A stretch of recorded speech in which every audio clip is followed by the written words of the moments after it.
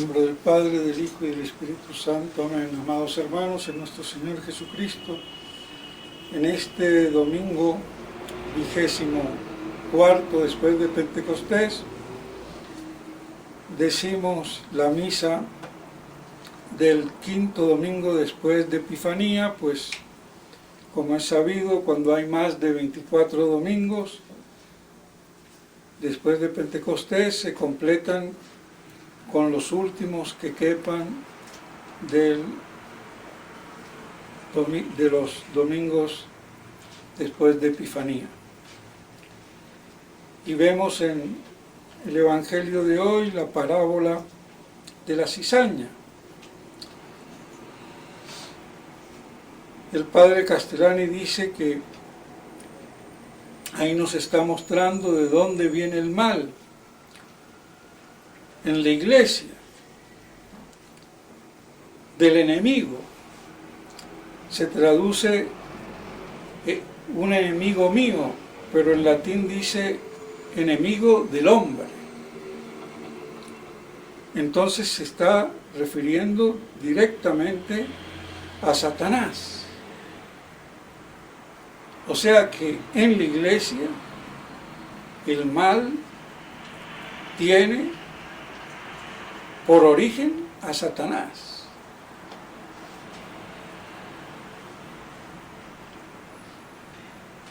El enfrentamiento es total.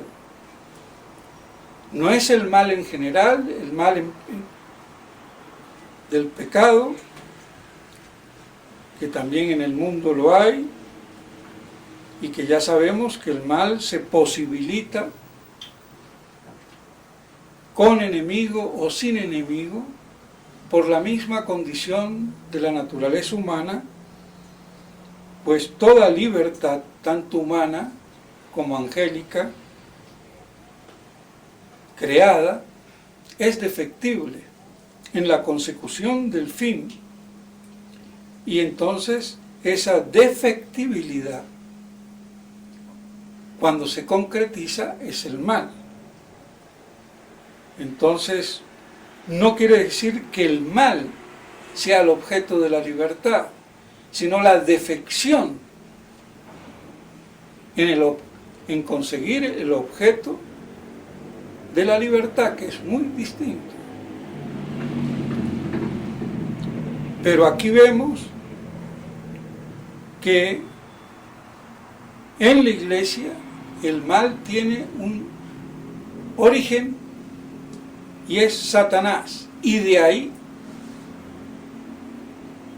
todo el resto, incluso nosotros mismos, cuando nos ponemos de la bandera del maligno. Las dos banderas de San Ignacio, la de Cristo y la de Satanás, los dos bandos. Así que cuando Juan 23 decía que no tenemos enemigos, había que ser muy idiota, muy estúpido, o no sé para qué dice el Padre Nuestro. Sed libéranos a malo, libéranos del mal, libéranos del maligno. Pues bien, entonces vemos cómo hay esa oposición entre Cristo y Satanás, que siembra la cizaña. Entonces, la moraleja que queda, que no hay que cortarla de inmediato, arrancarla de inmediato, por una cuestión de simple lógica y prudencia, porque al arrancar el mal, podemos también erradicar el bien. Entonces hay que dejar que crezcan, y ya cuando estén definidas, ahí sí, distinguir la cizaña del trigo. Por eso habla males en la iglesia hasta el fin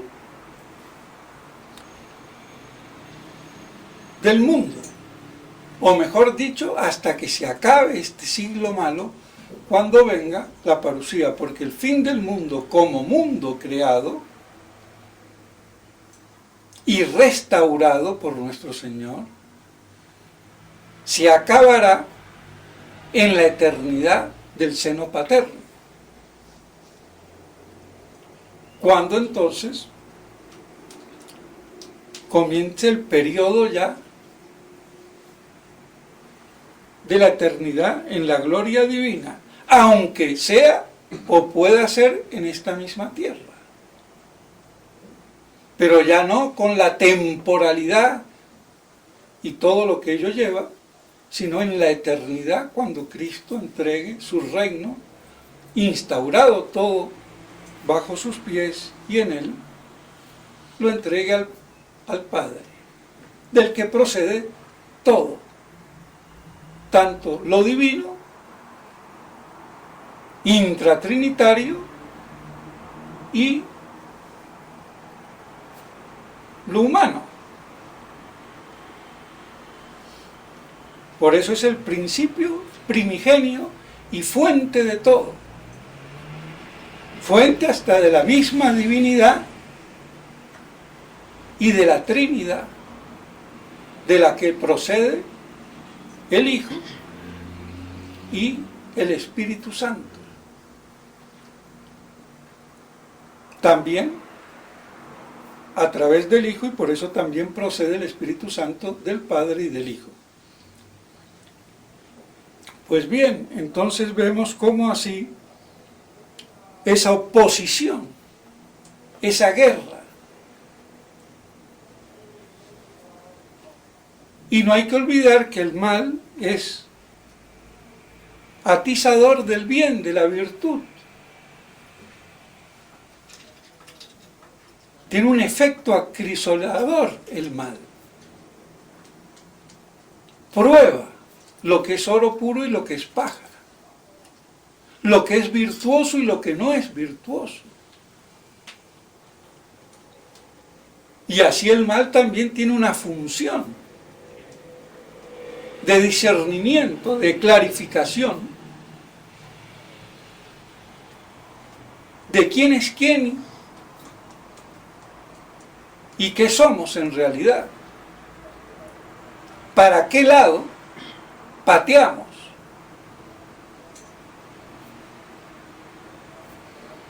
Entonces vemos cómo está ese antagonismo entre esos dos bandos, el de Cristo y el de Satanás.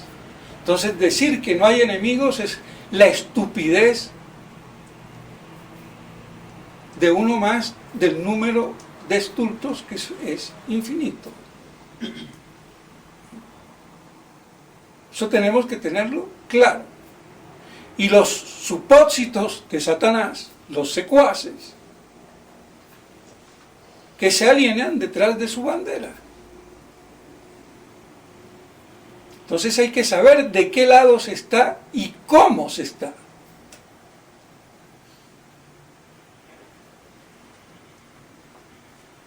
Aunque ese campo ya quedó bastante minado porque el modernismo inundó, por decirlo así, las tropas de Cristo, los soldados de Cristo.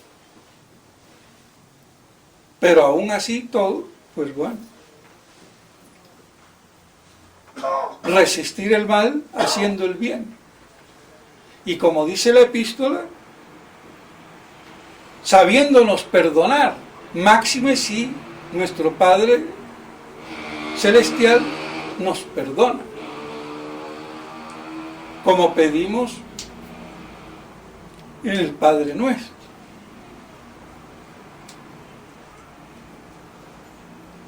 Pues bien, entonces queda claro este antagonismo y esta lucha en la iglesia hasta la parucía. Y a cada cual elegir de qué lado, de qué bando se pone. Y si no, patea en contra, traicioneramente. Pues bien, y no quiero dejar en consonancia con los últimos sermones, dejar pasar esa verdad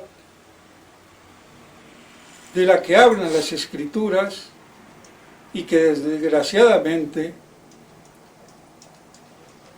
después con el tiempo se fue borrando, salvo en los primeros 4 o 5 siglos de la Iglesia, del reino mesiánico, que está en las Escrituras. Pero dándoles a las Escrituras cualquier interpretación, se diluye. Y por eso decía que era el libro más excelso, más grande y el más desgraciado, porque es el único libro que le metemos 40.000 sentidos para diluir el sentido propio, natural, que tiene. Porque nadie lee al Quijote o cualquier libro y se pone a darle 20.000 explicaciones. Pero qué desgracia.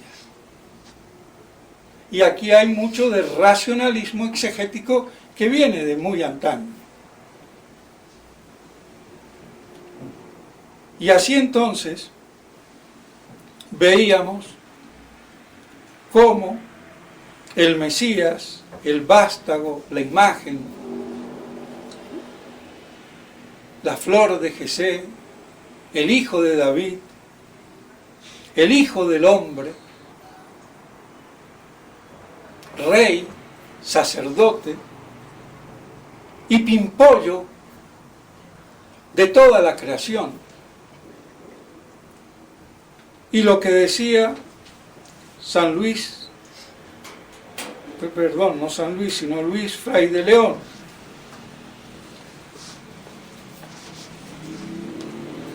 cosa que no lo veía en las Escrituras Santo Tomás,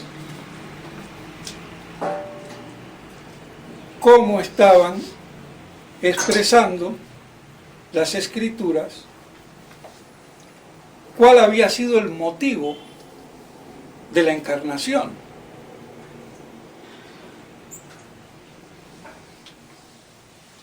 Es decir, que no era única y exclusivamente, como a primera vista nos parece, por el pecado, sino que aunque no hubiera habido pecado, Dios, al crear, difunde sus perfecciones, sus bienes, y crea por amor las cosas. Y a otras cosas las hace más perfectas, como el hombre y los ángeles, que seres espirituales que conocen, espiritual el hombre por el alma espiritual, aunque tiene materia, cuerpo, pero el conocimiento no es material, es espiritual. Yo no conozco con el cerebro, conozco con el alma y su facultad de inteligencia. El cerebro es simplemente un procesador de los datos sensitivos que nos vienen de los sentidos. Pero entre ver una imagen y saber que esa imagen corresponde a una esencia, hay mucha diferencia. Los perros ven las imágenes de los hombres, pero no saben lo que es el hombre. Nosotros vemos la misma imagen y ya sabemos qué es un hombre y qué es un árbol, cosa que no saben los animales. Pues bien, entonces, crea para comunicar el ser a todo lo que es. Y de esos seres, a los seres espirituales, los eleva al orden de la gracia, participándole la naturaleza divina y un ser divino, un ese gracia divino, que nos da un actuar en esa naturaleza participada divina, que nos hace otros dioses y que culmina en la eternidad y que se incoa y se inicia con la gracia. Pero el mismo Santo Tomás dice que la gracia ya nos da en virtud la gloria, que se va a plenificar en la eternidad. Si no lo trabucamos con nuestra defectibilidad, no logrando el fin para el que Dios nos crea. Y hacemos entonces el mal, eligiendo otra cosa que no es Dios, como si fuera nuestro fin último. Pero ahí no acaba la comunicación y la expresión del amor de Dios. Hay algo que falta.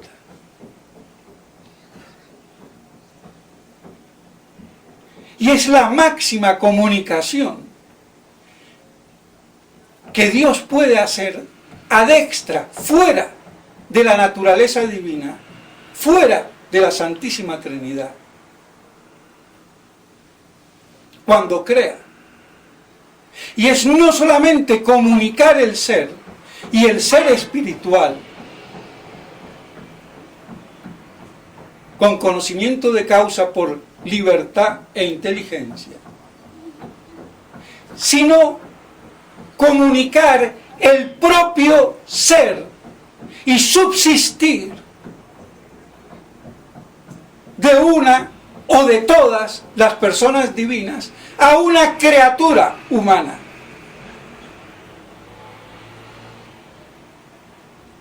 Y eso es lo que se produce en la encarnación. Y eso es lo que le falta a la humanidad de Cristo, no la existencia, porque si no existe humanamente, entonces no fue el Cristo histórico. Hasta un niño de catecismo se da cuenta. Pero no hay que confundir existencia con el subsistir personal del ser, participados en nosotros.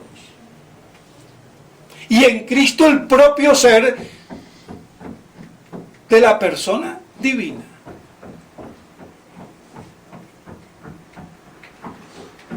Por eso es que no se habla de esto, porque no entienden.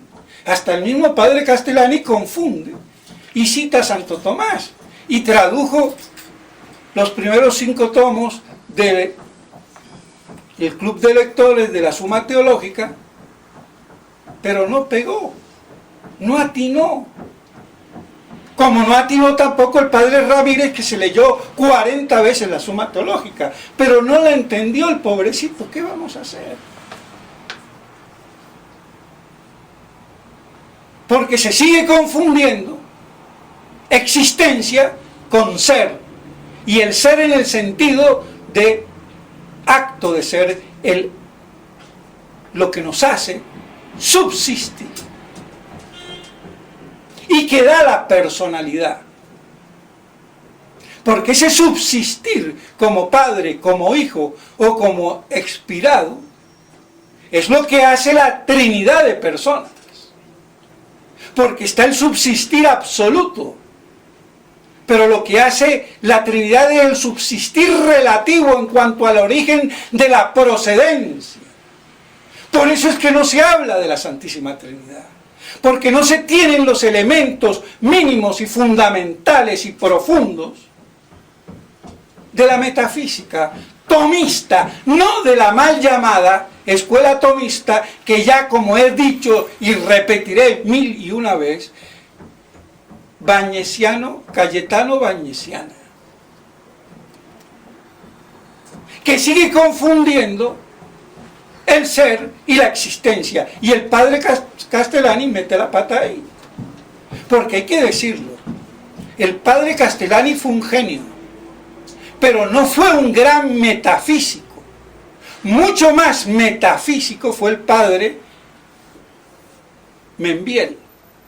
Aunque el biógrafo del padre Castellani lo medio relega al padre Membiel ante Castellani. Pero es que ni él mismo entiende a Castellani.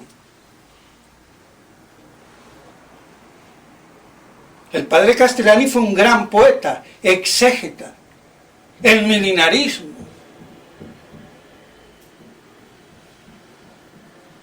Escribió su vida en verso. ¿Quién hace eso? Con el formato del Martín Fierro, con su propia vida. Eso no lo ha hecho nadie, ni el Quijote ni Shakespeare. Y incluso ni sus biógrafos se dan cuenta que esa es la obra literaria máxima del padre Castellani. Pero fue muy pobre en metafísica. Su maestro fue Marechal, que lo envainó en Lovaina, allá en Bélgica. Y por eso tradujo los cuadernos modernistas de su maestro Marechal. ¿Qué vamos a hacer? Entonces las cosas como son. Pero Castellani y Membiel se complementan. Pero fue mucho más filósofo, metafísico y teólogo dogmático el padre Membiel.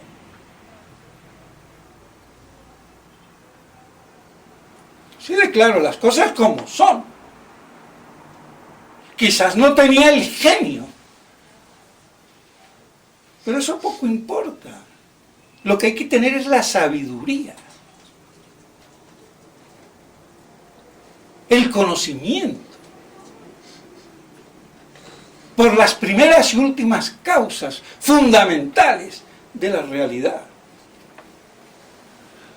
Y cada uno con sus talentos que tenga. Pues bien, entonces, ¿qué falta? Esa comunicación personal, no ya participada del ser divino. Y eso solamente podía ser por la encarnación. Y ya nos dice Santo Tomás que encarnarse pudo haberlos hecho cualquiera de las personas, pero había una conveniencia que fuera el Hijo. Y no voy a entrar en esa conveniencia.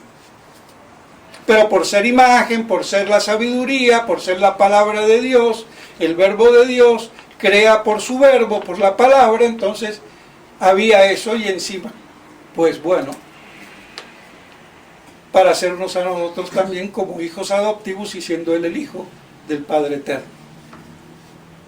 Pero también pudo encarnarse el Padre y el Espíritu Santo en una sola naturaleza o en tres distintas. O nuestro Señor se puede también encarnar en otra naturaleza y ser materialmente dos hombres y una sola persona. Todo eso lo contempla Santo Tomás. Por si no nos hemos enterado, no digo los fieles, sino los curitas. Porque poco estudio hay. Se habla de mucha pastoral babosa, pero no se conoce el dogma. ¿Y de qué pastoral voy a hablar yo sin dogma? Vaticano II, ahí está. Así que no nos quejemos porque se van los de la fraternité corriendo a ver qué gabela le van a dar en el Vaticano. Pues bien, entonces en esta tercera, última e insuperable comunicación, era que había la máxima unión entre Dios y la criatura. Y este simple razonamiento, aunque la Escritura no me lo dijera, yo lo puedo sacar por conclusión teológica y de que crea por amor y no un amor que se queda a medias, sino que da la misma vida y ser divino a una naturaleza humana. Y ese es Cristo, el pimpollo, el fruto. Y por eso todo se ha creado por Él y para Él. Y Él es paradigma con la Virgen Santísima, porque no podía haber decreto desde toda eternidad de la encarnación sin la maternidad divina. Pero esa es la razón última e insuperable. Y que vino a trastocar el pecado. Y por eso cuando hablamos del pecado como motivo de la encarnación, estamos viendo la alfombra o el tapete al revés. Y los teólogos no se han dado cuenta. Y perdónenme, ni hasta el mismo Santo Tomás. Aunque él dice en su profunda sabiduría, porque yo a Santo Tomás, aunque esto lo vea y él no lo vio, no le llego ni al tobillo, ni a la uña del dedo chiquito del pie. Pero no lo vio. Pero sí se dio cuenta y dijo, pero el poder de Dios no queda limitado a que no hubiera otro motivo y que, por cierto, desconocemos. Y ya está. Y por eso Fray Luis de León sí lo vio. Y tanto lo vio que le voy a tener que leer, ¿no es cierto?,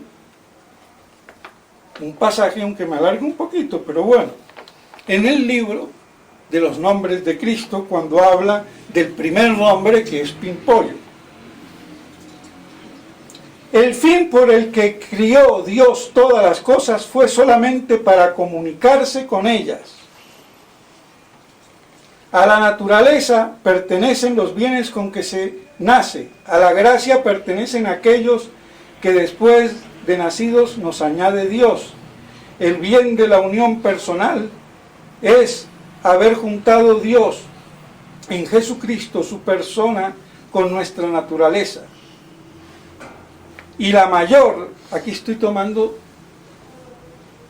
del mismo texto, pero varios pasajes. Y la mayor, así de las hechas como de las que pueden hacer, es la unión personal que se hizo entre el Verbo Divino y la naturaleza humana de Cristo, que fue a ser con él una misma persona. Pues es Cristo fruto, y darle la Escritura este nombre a él es darnos a entender a nosotros que Cristo es el fin de todas las cosas y aquel para cuyo nacimiento feliz fueron todos guiados y enderezados, porque así como el árbol, la raíz, no se hizo para sí, y menos el tronco que nace y se sustenta sobre ella, sino lo uno y lo otro juntamente con las ramas y la flor y la hoja, y todo lo demás que el árbol produce, se ordena y endereza para el fruto que de él nace, que es el fin y como remate suyo, y así por la misma manera de estos cielos extendidos que vemos, y las estrellas en ellos dan resplandor, entre todas ellas está la fuente de la claridad y la luz que todo lo alumbra, redonda y bellísima, la tierra pintada con flores y las aguas pobladas de peces, los animales y los hombres, y este universo todo, cuán grande y cuán hermoso es, lo hizo Dios para fin de hacer hombre a su Hijo, y para producir a la luz de este único y divino fruto que es Cristo, que con verdad le podemos llamar el parto común y general de todas las cosas. No hay explicación más excelente y teológica que esta. Y por eso dice, y así como el fruto para cuyo nacimiento se hizo el árbol, entonces, Cristo. Y por eso es llamado Pimpollo. Y así se entiende que a pesar del infinito número de los imbéciles, del cual nos estamos tratando de escapar, Dios lo asume. No tanto por un amor filantrópico del hombre por el hombre, qué lindo. Lo hice a Adán y a Eva, porque eran bellos. sino que para que de allí viniera el vástago de Jesé, de las entrañas de la Virgen María, y se produjera la encarnación. Y eso es lo que justifica toda la creación y el amor de Dios fuera de sí, pero que retorna en sí. Y no queda en el hombre ni en el universo. Y como todo sale de Dios y vuelve a Dios, incluso su amor por nosotros.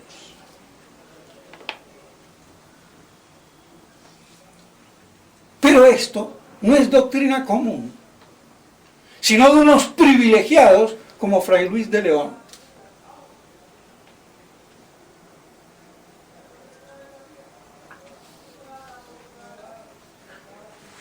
Entonces, esto también está en las Escrituras con otro nombre, que lo vimos el domingo pasado, de primogénito.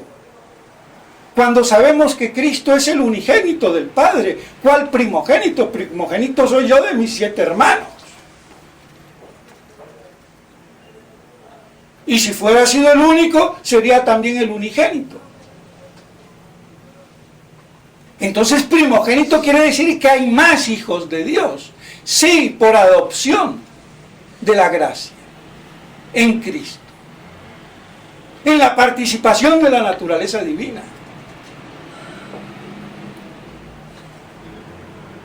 Y primogénito de toda la creación, porque Él fue concebido ab eterno para que se encarnara. ¿Cómo puede ser Cristo, y esto lo dicen todos los teólogos, el predestinado número 1? ¿Cuál número 1? Si Él se encarna por el pecado, primero fue entrevisto el pecado que predestinado Cristo. Él viene como efecto, no como principio. Entonces es deficiente la teología que no culmina en este primogénito, pimpollo y fruto, paradigma de toda la creación. Y por eso los cielos y el cosmos le pertenecen. Y por eso es el rey del universo. Y quizás por eso, en una perfidia satánica y sutil, no se ha llegado a esto, para que no se exprese el esplendor de la realeza de nuestro Señor. Y vemos cómo la obra de Satanás lo ha casi logrado, pero no lo ha logrado totalmente. Porque por lo menos hoy se aclaran las cosas. Y punto. Y a ver cuál es el chipiricuatro, leguleyo, teologastro, que van a venir a refutar objeciones de buena voluntad todas, pero preguntas de la soberbia estúpida humana, ahí sí que se cuide. Y esto es una obra de caridad, para que se entiendan las Escrituras, para que se entienda por qué el universo, a pesar del infinito número, como nos dice la misma Sagrada Biblia, de los imbéciles, que hay que tener a raya con la verdad.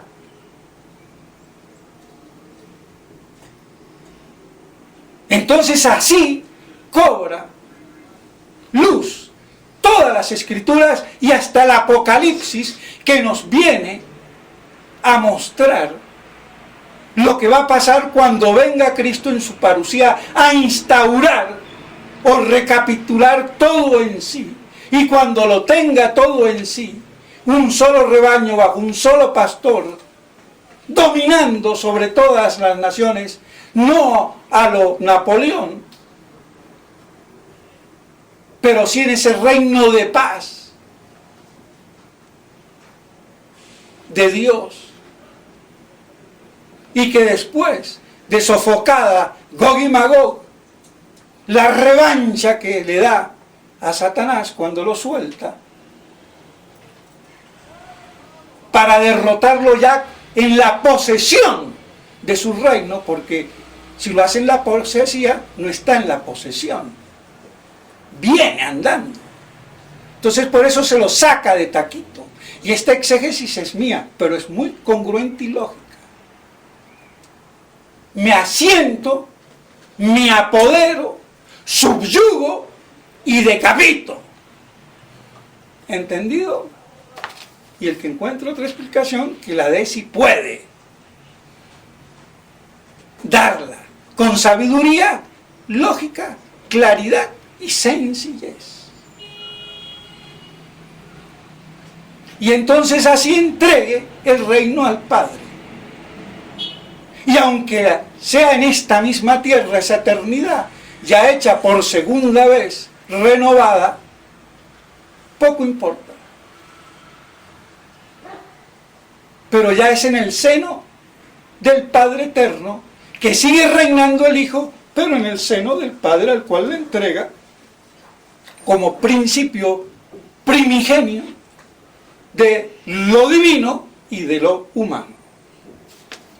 Entonces, mis estimados hermanos, si esto lo entendemos, comprendemos cuál es la profundidad, la anchura, la largura y la hondura cuando rezamos en la misa de Cristo del Sagrado Corazón, la epístola. Desde tantos siglos escondido en Dios, en sus misterios, y que se viene a revelar a nosotros. ¿Y nosotros qué hacemos con las Escrituras? Las basofiamos, las ignoramos, las malinterpretamos, porque andamos peor que las mulas, con las ojeras más grandes o más pequeñas, pero siempre con la miopía de la imbecilidad docta del ser humano. Lamento, pero las cosas se tienen que decir. Y al que a esto no le dé luz, fe y esperanza, pues ni que se le aparezca a Cristo, porque esto ilumina y da luz. Y por no predicarse en la iglesia de manera común, corriente, ordinaria, cotidiana, estas cosas, es que se han llenado poco a poco sus naves de las tinieblas hasta llegar a Vaticano II.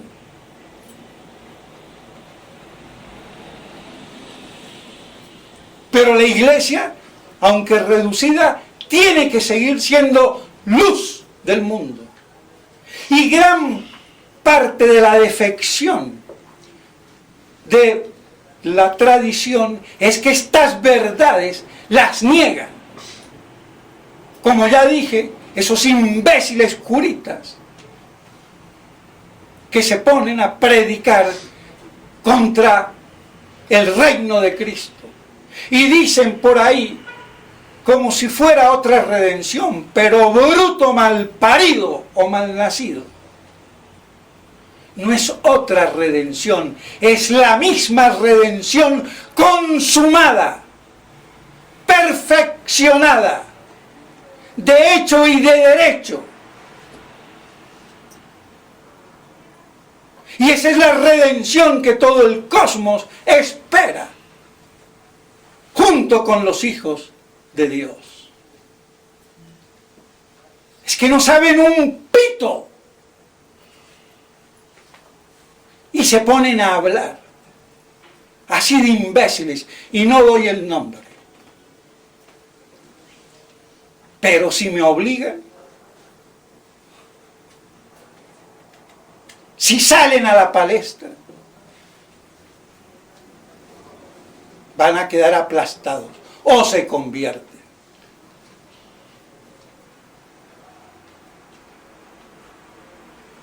Pero no hay que adueñarse de la palabra de Dios. Y soy yo el que dice y manda, consubstanciado como si fuera Dios, cuando soy un vil y miserable siervo. Y por eso el Papa tiene el título de siervo. Para servir en la verdad. ¿A quién? A Dios y a Cristo. Pues bien, entonces, que si esto no lo olvidamos, yo ya me doy por satisfecho, hasta me puedo morir tranquilo, porque creo que casi todo ya lo he dicho, aunque podría decir más, pero sería más de lo mismo. Entonces, que esto nos dé fe, esperanza y caridad.